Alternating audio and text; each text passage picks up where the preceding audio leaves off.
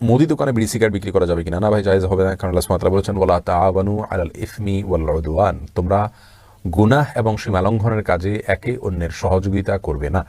আপনি যদি মুদি দোকানে বিড়ি বা সিগারেট বিক্রি করেন, তাহলে বিড়ি সিগারেট যারা পান করে তাদেরকে আপনি সহযোগিতা করলেন, আর তাদেরকে আপনি সহযোগিতা আপনার বিক্রির মাধ্যমে করে গুনাহগার হলেন। এজন্য আপনার এই উপার্জনটা জায়েজ হবে না। আমরা পরামর্শ দেই, আজকের যুগে হালাল উপার্জন করা খুবই কঠিন। যেদিকে যাবেন কোনো না কোনো ভেজাল এর মিশ্রণ আছেই, সেটাকে পরিত্যাগ করা খুব কঠিন। সবচাইতে উত্তম হয়, তাকওয়ার দাবি হয় যদি আপনি হিম্মত করতে পারেন যে আমি হারামগুলো বিক্রি করব না, এবং এক্ষেত্রে আপনি হার্ড লাইনে থাকেন।